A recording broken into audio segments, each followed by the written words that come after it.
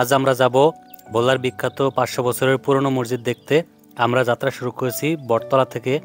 আপনারা যদি আসতে চান ভোলা সদর বা যে কোনো জায়গা থেকে চলে আসবেন বাংলা বাজার, অটোওয়ালাদের বলবেন মাঝি বাড়ি নিয়ে যেতে, বা ভাইরাল 500 বছরের পুরনো মসজিদের কথা বললেই আপনাকে সেখানে নিয়ে যাবে।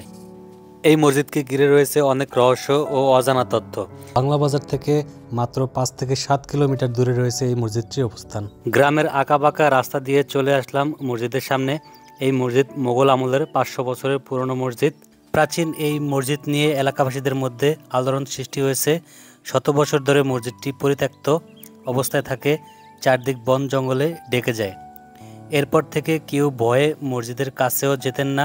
বাগানের বন জঙ্গল পরিষ্কার করার পরে মসজিদটি জনসম্মুখে আসে।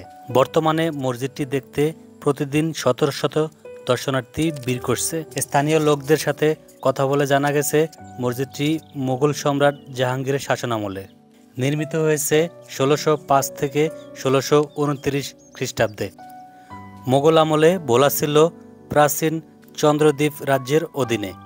স্থানীয় একটি বাচ্চা ছেলের সাথে কথা বলে জানা গেছে হঠাৎ একদিন এক বাচ্চা মসজিদের ছাদে উঠেছে, সাথে সাথে তার ব্রেন আউট হয়ে গিয়েছে। এছাড়াও আরও অনেক অলৌকিক ঘটনা ঘটেছে এই মসজিদে।